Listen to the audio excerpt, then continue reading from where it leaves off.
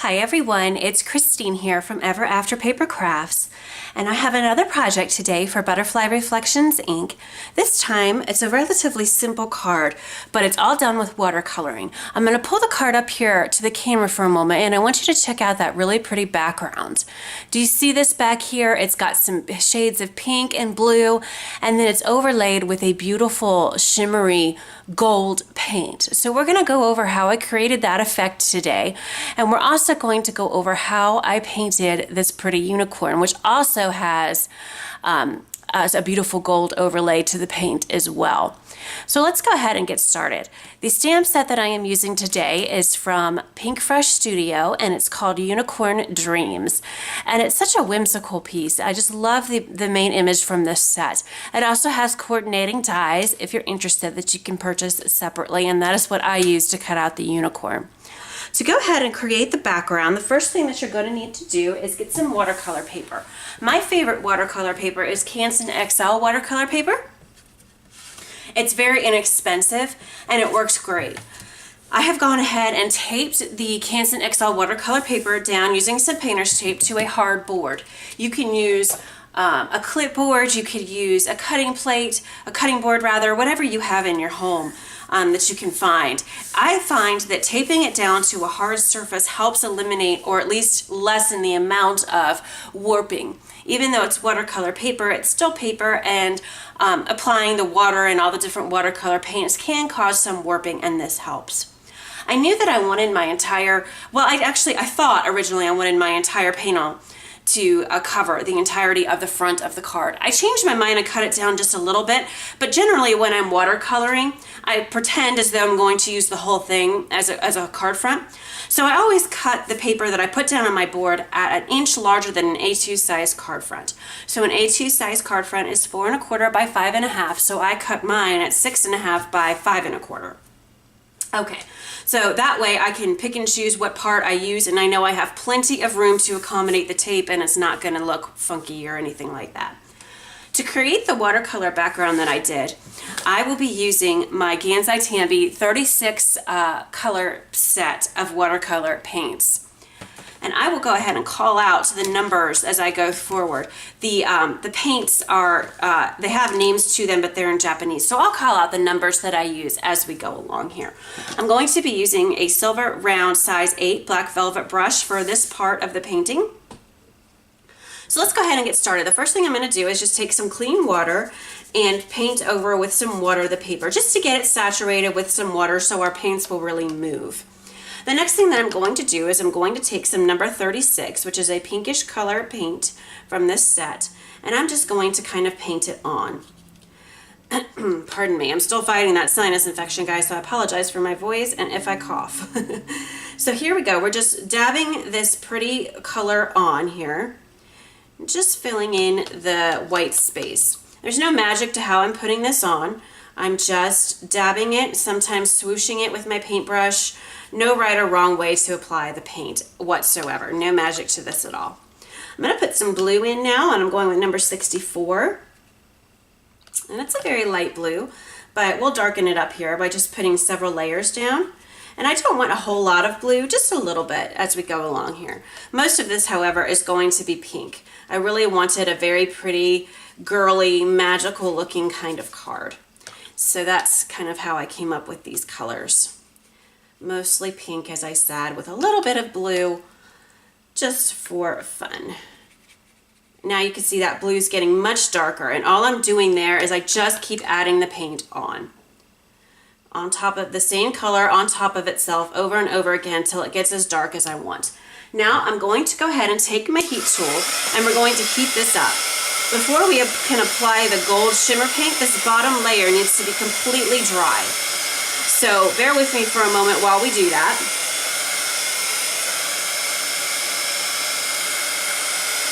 You can also take some paper towel or a cloth and dab away some of the excess paint. If you have just a little bit too much and it's kind of pooling a little bit, you can take a paper towel or cloth of some kind and dab it dry. Just dab that paint right up. It's not going to hurt your project to do that. All right, it's getting nice and dry for us here. course, if you were doing this at home and you were not in a rush, you could very easily just let it air dry, hit it with a hair dryer, you know, whatever you wanted to do. But a heat tool is very helpful and it does speed up the process for sure. I'm just going back in with one more layer of color. If you've watched any of my other videos, including my night sky videos, I really like to pile up rather that color and really make it vibrant and stand out. Plus, I noticed I did leave some white spaces down here along the tape line, and I just want to cover those up as well. So now we are almost done, and we're going to go over this one more time with our heat tool. So as you can see, there is no magic to how I laid this paint down whatsoever. It doesn't make a shape. It doesn't, you know, there's nothing to this. It's very abstract. But one thing that I really love to do is use my paints in really fun ways and just create my own backgrounds as if I were, you know, creating my own designer paper or something like that. It's very fun to do. It's very relaxing to do. It kind of makes me feel like an artist when I'm doing it. And the results, I think anyway, and I hope you agree, are really, really pretty. I'm just going to go ahead and use a rag here and blob up some of this excess paint that's pooling just a little bit around the edges. And now we are done. This looks nice and dry. Okay, so as of right now, it doesn't look like much at all. But what we're going to do is we're going to set this Gansai Tambi set aside and bring over a smaller Gansai Tambi set, and this is called the Starry Colors palette. This is also available at Butterfly Reflections Inc. Now, let me bring the Gansai Tambi back for just a moment. If you get the 36 pack, you have two different gold colors here at the bottom, and these would work for this technique. However, in my personal opinion, and I've done this kind of technique on different backgrounds before if you go back through my videos, I have just found that spending an extra little bit of money to buy this palette is so worth it because these colors are so much more vibrant and they really stand on top of the background instead of mixing with it and creating kind of a blobby mess. These colors really stand up, and I think it's definitely worth it. Just in my opinion, it's just well worth it indeed. So I'm just going to be using this yellow gold color. These are very pigmented paints here, so you really have to get it nice and wet and soupy. So I'm just kind of going in my water several times, and now it's starting to move and flow. You can see that there. It's attaching to my paintbrush, so that means you're ready to go. And all you're doing, guys, is just painting right over top of what we just painted. I know that can sound scary, but just trust me and just come over with your gold paints here and go over what you've just done. Occasionally, you just want to clean your paintbrush off because you are going to pick up some of the underlying color. It just can't be helped. So clean your paintbrush off every now and then come in and just put this gold color down. You don't want to spend too much time mixing it or anything like that. You just kind of want to quickly get it on your brush, get it on the paper, and be done. That way it doesn't mix too much with the paint underneath of it, and it just will create a fine, lovely gold shimmer film on top. So now that I have it all down, it's not going to look like much. You're not even going to see the gold shimmer until I dry it. And again, if you were doing this at home, you could just wait for this to air dry. That would be fine. But I'm going to hit it with my heat tool and then pull it up to the camera so you can really see the beautiful gold shimmer that you're going to get. So bear with me for a moment while I dry this. And you're going to see in just a minute how pretty this is going to look. And you can go back over it as many times if you want. If you want more golds or you want to mix a little bit of the darker golds in the palette, you can do that as well. It's completely up to you. But let me bring this up to the camera here so you can see that beautiful gold shimmer. And the lighting is a little bit weird today. It's kind of a funny day outside, and I rely a lot on natural light, so it's a little hard to see, but you can see it here, down here, that beautiful gold shimmer that lays right on top of your project. I am going to put a slightly darker gold on top to really hope that it shows up a little bit better on camera. So I'm going to come in with the red gold and now just lay that on top, and hopefully you will be able to see it just a little bit better. It's just a beautiful, beautiful in real life, and I wish it was showing up a little bit better for you guys on camera. So let me just give this a shot here. In real life already, the original coloring was beautiful, but it didn't look like it was showing up very well on camera. So I'm going to give this a shot. See if we can make this work here. All right, let's dry this really quickly and see if this shows up any better.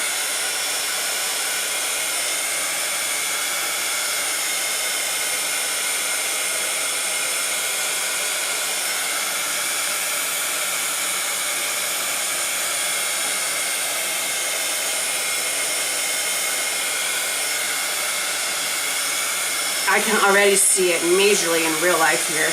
So hopefully just using this darker color for the camera will help you guys see this better. I really want you to see the effect because it really is quite beautiful in person. All right, so let's see here. Let me go ahead now and bring this up to the camera. And there you go. You can see it now. It's so pretty, isn't it? It's just this beautiful shimmery gold that lays right on top. Now, it's not completely dry, so I would definitely recommend setting this aside and letting it dry completely before you, get it out, start cutting it down and what have you. Just make sure it's completely dry. But here it is on the final card here. And you can see that gold shimmer. And I did use a lighter color of gold on the original card. It'll show up in the pictures, and I'll have a link to the blog below in the description box of this video so you can see the pictures. But as you can see on the final card, it's very subtle, but it's absolutely gorgeous in real life, and it just shimmers and sparkles and shines. So hopefully putting that darker color on will let you guys see just a little bit better here. Okay, so now what I'm going to do is I'm going to go ahead and take this tape off, and then I'll set this aside. I can use this for another video, for another project in the future here. And now I'm going to show you quickly how I painted the unicorn. So let me just set this aside. And that's so pretty. I wish you guys could see it in person. It is really, really, really shimmery and shiny and beautiful. Okay, so I already went ahead and stamped the unicorn here onto with some black waterproof ink that's good for watercoloring, and I'm just going to quickly tape this down as well with some painter's tape here to the same board we were just using for our background. There we go. Tape's fighting me a little bit here. Okay, there we go. So now we're all taped down, and I'm going to bring back over the Gansai Tambi 36 palette that we were using originally for the background, and I'm also going to be using a smaller paintbrush, and this is a size 4 round silver black velvet paintbrush, and this is really good for getting into some of these fine spaces. So I'm just going to wet it, and then I'm going to go into the same pink that we used for the background, which is this number 36 from the Gansai Tambi palette, and I'm just going to paint her mane first. And I'm just putting some of the darkest color up against her little face here, where it's going to be the darkest. And then I'm going to clean my brush and just use the water and the paint that I've already laid down to pull it out into the remainder of the white space here. So it's going to be just a little bit lighter on the outskirts. Okay, and I'm going to do the same thing with her tail. We're just going to lay a little bit of color down here with the paintbrush. And I'm going to dip in and get a little bit more color. There we go.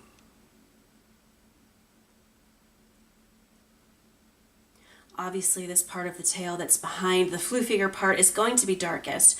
So I'm really not worried about, blending that, because that's going to be pretty dark back there. And now I'm just taking, and again, cleaned my paintbrush off, and now I'm just kind of pulling some of this color into the remainder of the white space here.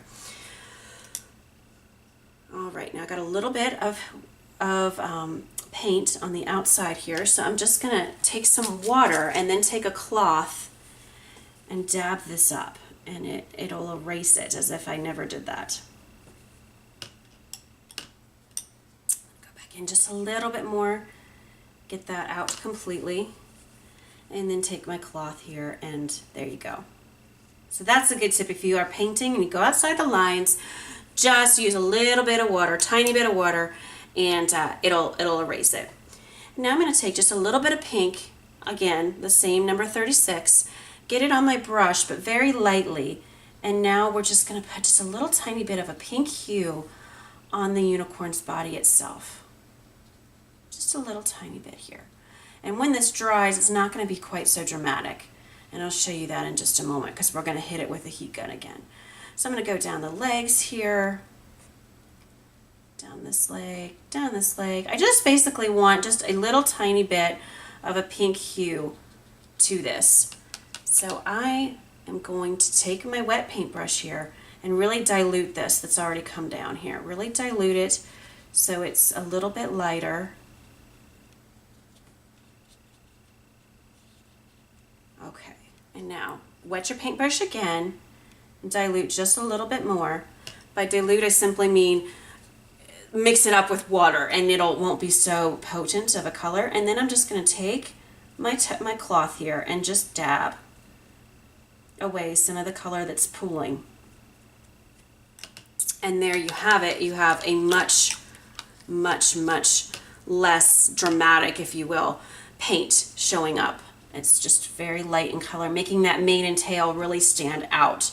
I'm just coming in now with some clean water again, just to get some of the paint that came out of the lines, which again is no big deal. You just erase it with clean water and no problem. Now I'm going to take my heat tool and I'm going to dry this.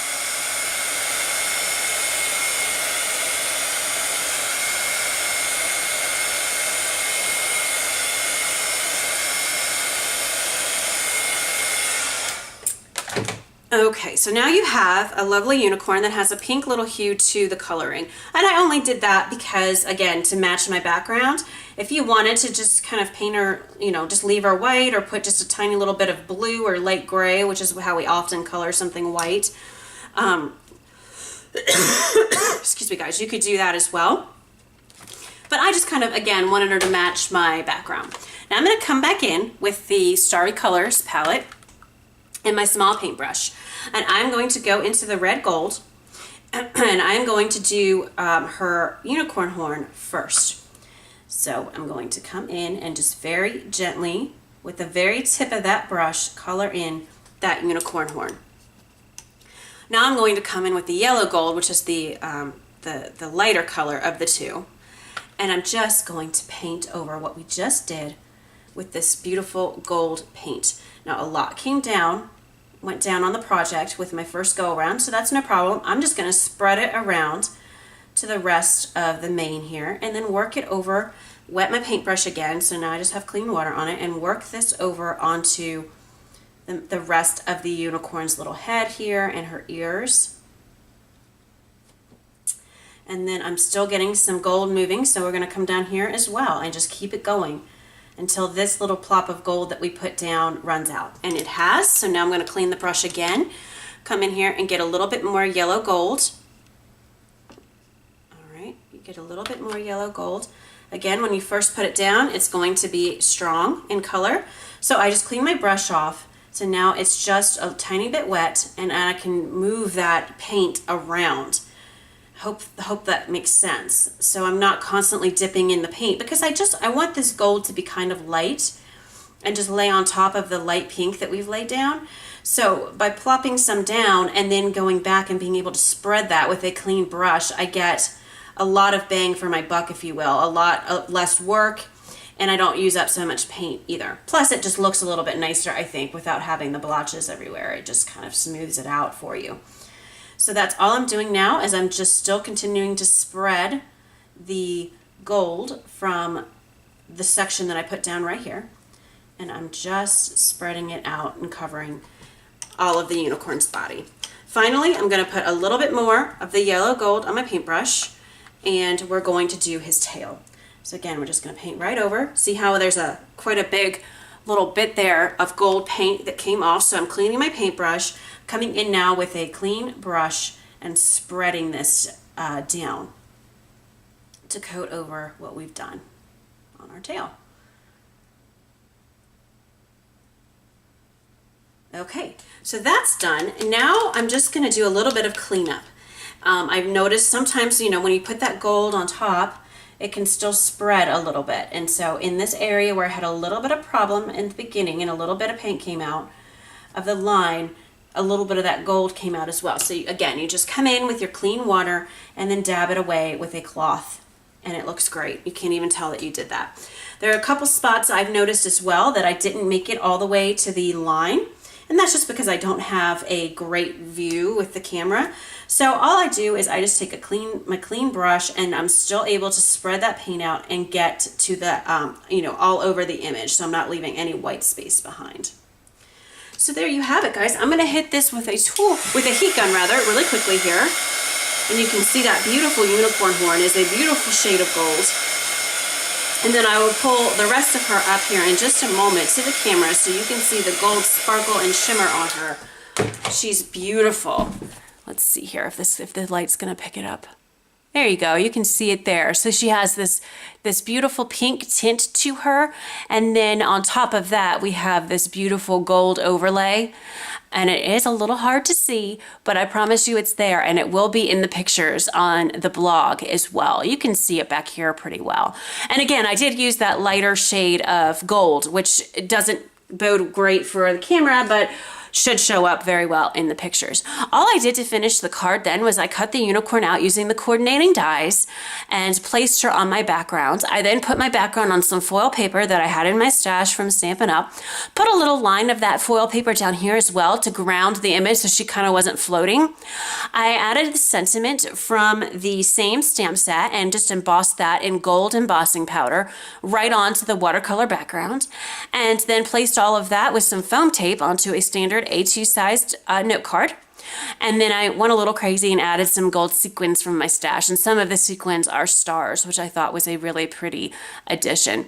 So there you have it, guys. That is how easy it is to do some watercoloring on an image, and also to create a beautiful, unique, there's some gold there, a beautiful, unique background. And here is that background again for you guys that we just did, and it's starting to dry completely now. You can really see that gold in there, and you could do whatever colors you want. You could do the world is your oyster, if you will. You could do any colors that you want. Just add that gold on top, and it's a beautiful mystical background. So I hope that you enjoyed this today, guys, and that you might give this a chance, this technique a chance. I will have a link, like I said, in the description box of this video to the blog, and the blog will have all the products that I used to make this card today. Thank you so much for stopping by and for crafting with me today, and I will catch you on the next video. Thanks. Bye-bye.